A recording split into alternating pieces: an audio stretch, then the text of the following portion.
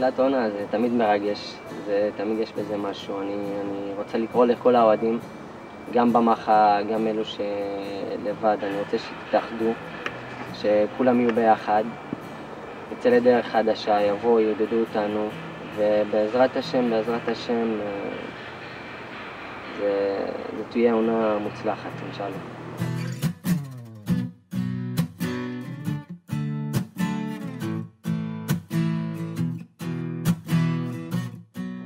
אני חושב שהשנה הזאת זו השנה שלי. אני חייב להתחיל לדבר במספרים, בישולים, גולים, פה ושם.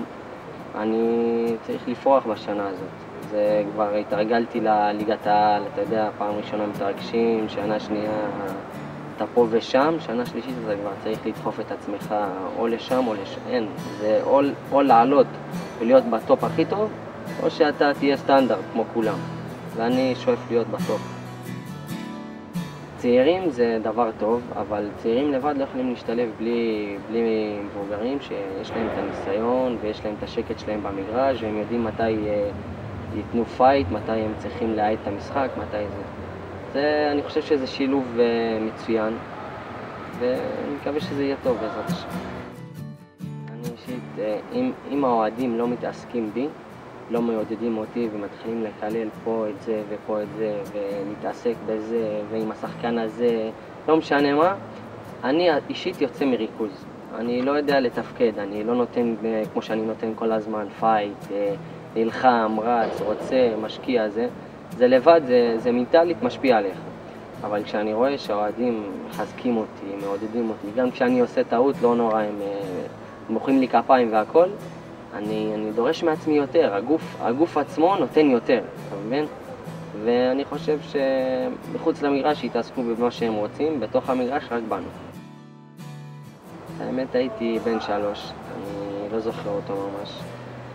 אבל מה שכן, אחרי שגדלתי ותמיד הייתי אתה יודע, הייתי אוהב את הכדור וזה, אחרי שגדלתי קצת והתחלתי להבין את החיים, אמא שלי באה אליי, אומרת לי, אבא שלך שגדלת, הוא רצה שתהיה שחקן. הוא אמר שהילד הזה יוצא שחקן.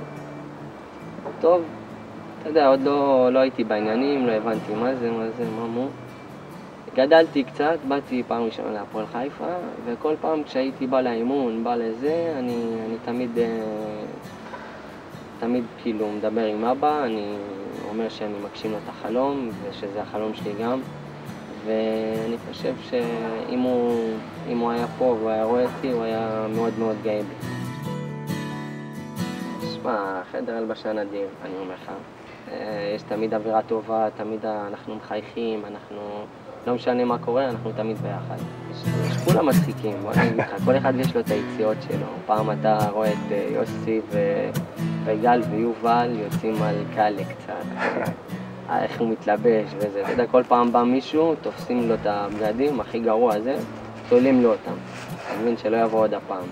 למרות שכולם, אתה יודע, יוצאים על איש שם, על התספורת שלו, שהוא היה הביתה, איך שהוא היה בא וזה כל הזמן. אבל עכשיו, למרות שהוא מתיישר, הוא דפק אחלה תספורת, לקחתי אותו לספר שלי, יוסי אומר לי שהוא שדרג אותו 100%. אני שואף להגיע לפרמייר ליג, לשחק בצ'לסי. זה החלום שלי מאז שהייתי בן 10, הייתי אוהד שלהם ועד עכשיו אני אוהד שלהם. והאמת שהחלום שלי היה לשחק עם דרוגבה. כל עוד אני בתחילת הדרך שלי, אני רק בבית לא עושים כל כך מהר.